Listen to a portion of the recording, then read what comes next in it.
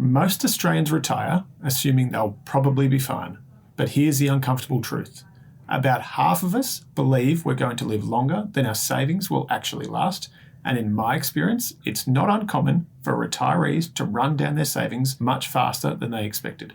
So in this video, I want to show you what actually happens when a retiree runs out of money and how to make sure you never get anywhere near that cliff. Now, before we get started, it's important to ask the big question, or the biggest question for that matter, and that is, how do people run out of money? And I see this all the time as a financial advisor, but how do they run out of money in retirement? It happens so often, and there's so many simple things that can be done to make sure it doesn't happen. Here are some of the main reasons though. The first one is they tend to finish working way too soon. That is, they've had enough of work and they decide they can retire with whatever they have saved up at that point. But at this point, a lot of them don't have a plan, and they haven't really worked out what sort of retirement they want, but more importantly, what sort of retirement they can afford. The next one, which is directly linked to this one, is that they spend more money than they can actually sustain from the assets that they have. And this links directly with a lot of the experiences I'm going to outline here.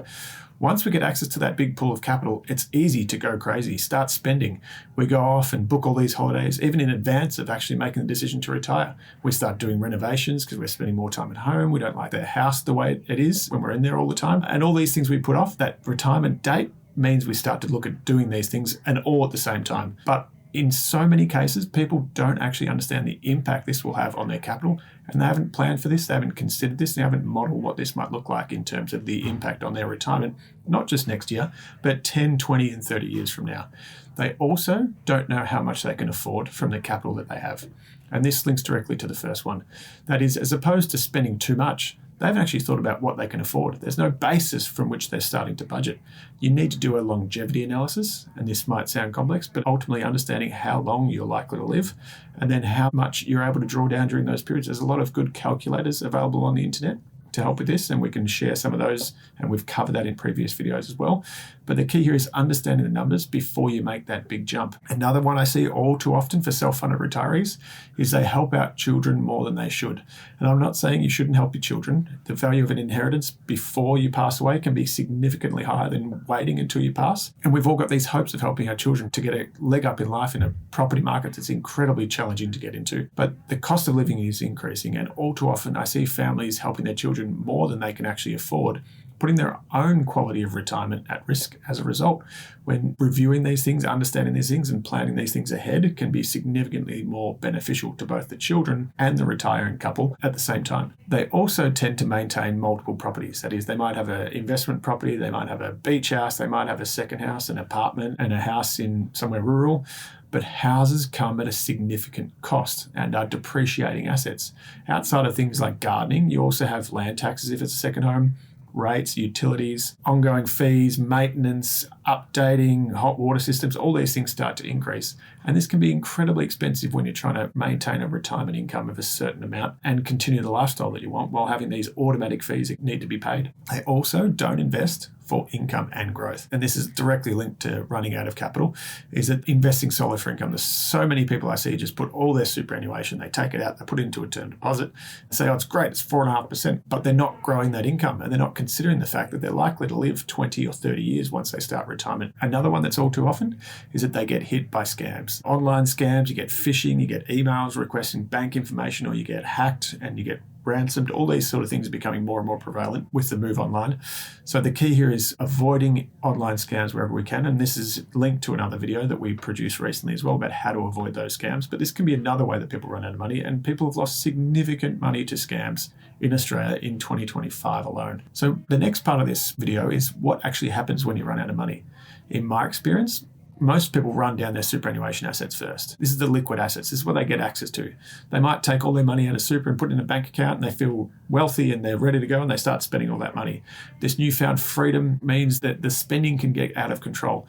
They might then dip into savings and term deposits or shares they hold in their own name, but ultimately they're selling these down quite aggressively.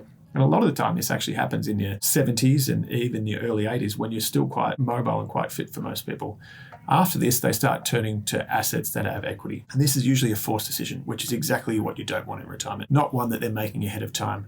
They need to find money to spend, so you can either start selling or start maximizing your pension, or do both at the same time. You may need to sell your holiday home if you have one, or sell your investment property, You may need to even sell your house and downsize to release equity that you can then live off. As they say, you can't eat a bathroom or you can't sell a house brick by brick. So this is the next source of equity or liquid cash. What you're trying to do is move your illiquid portion of assets into a liquid portion of assets. And ultimately, you need to release equity at some time. Reverse mortgages are an option here, but they're not as progressed and advanced in Australia as they are in other countries. They may also turn to friends and family at this point, and this could include things like granny flats or living with family to increase access to the funds by selling your house and then giving up some level of independence. Retirement livings, retirement villages are also a relevant downsizing option in this case. But once you've exhausted your equity, or if you want to retain your home and you've exhausted all your superannuation fund, you ultimately fall straight to the age pension. And this is the ultimate fallback in retirement. It isn't for everyone, and it's supposed to help provide a very basic need in retirement to keep everyone above the poverty line. Around 2/3 of retirees rely on the age pension, but it's not going to get you much of retirement without some help. You can't get it until you are 67 years of age. This is an increase from 65 several years ago, and the total amounts aren't huge, but they are a start. The amounts that are payable for a single person, and these are paid fortnightly, this is the total annualized amount, is $30,646 for a single, including energy and cost of living supplements, and $46,202 for a couple, that's combined. You could also have some additional assets, say a small amount in superannuation, and use this to top up to what income level you need. But importantly, the age pension is means tested, which means not every person in Australia can get it. Your income and assets need to be below certain thresholds to be eligible to get the age pension.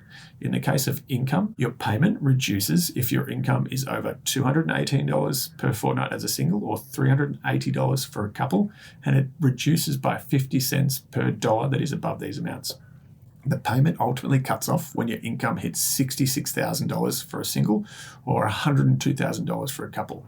And in this case, income includes salary. So if you're doing some additional work or if you're still employed, it includes pensions, it includes superannuation, it includes rent. Your superannuation is subject to the deeming rules, as are things like bank accounts and share investments. And those deeming rules mean that for assets below $64,200 for a single are deemed to earn a return of 0.75% that is included in your income test. And assets below $106,200 for a couple are deemed to earn an income of 0.75%. And assets above both those thresholds are deemed to earn an income of 2.75% that goes directly into your income means test. Similarly, your payment can also reduce based on the level of assets that you have. So the key numbers here are your age pension entitlement will start to reduce once you have over $321,500 as a single or $481,500 as a couple homeowners in this case. Similarly, that increases by $258,000 in both of these examples to the point that you have to have assets below $579,500 and $739,500 as a non-homeowner to get the full age pension. If you have above that, the age pension starts to reduce. Importantly, you can still get a part pension as long as you've got assets below certain thresholds. Similarly to the income test, your payment will reduce based on each $1,000 in assets that you have over that bottom cap. The top threshold, when everything cuts off, is that you can still get a part pension as long as a single homeowner, your assets are below $714,500, and as a couple, below was $1.074 million. That increases to $972,500 and $1.332 million as non-homeowners. But what does this mean? So ASFA has a retirement standard. They say a very modest lifestyle, including limited travel and most things on a budget, that is haircuts, medical insurance and all those sort of things, that a modest lifestyle requires $34,522 in income or $49,992 in income for a couple. Interestingly, this can be achieved with savings of just $100,000 according to ASFA if you were to retire at the age of 67, which means you're slightly topping up the difference between that retirement standard, the income you get from the age pension, with your $100,000 in savings from that point forward. So obviously, this is the ultimate fallback, particularly for self-funded retirees. This is something that you want to avoid and invest accordingly or make the right decisions to ensure that you remain in control and have personal choice over your investment and how you're going to live your retirement, and not be worried about whether your payment might be cut or the assets test threshold might change or the income test threshold might change. So how do you stop this from happening? The first one, and this is huge, you need to have a budget, and you need to start thinking about this before you even start to retire. You don't get to retirement, and the day you start to retire, you start thinking about a budget. You need to do this beforehand. You need to understand your expenses and understand what you're likely to need. You also need to know what assets you have to sustain this. What are the combined superannuation balances? What property do you have? What other cash? What other investments are you likely to receive? Inheritances? Put all these things together and go use one of the models or reach out to a financial advisor who can be incredibly good at this and understand, is there a mismatch between what you think you need to spend and the assets that you have? And more importantly, what trade-offs will you need to make in order to achieve your objectives or live the retirement that you want and deserve? The next one, and this is so important, gets missed so often, is that you need to invest for both income and growth.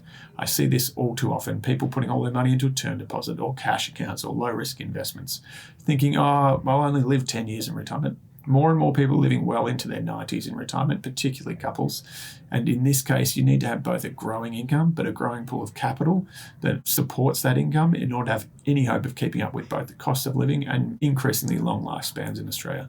Finally, you need to be diversified. That is, you don't want a GFC-like event to wipe you out at the most unexpected and worst time possible. You can't have too much in one asset class. You can't have too much in one theme. You can't be exposed to one thing all too much. You need to assume that changes and challenges will come and build your portfolio and assets accordingly. So once again, thank you for watching. Please subscribe to this channel. If you're new to watching, please reach out if you're looking for financial advice or a chat about your financial planning needs or what your retirement could potentially look like.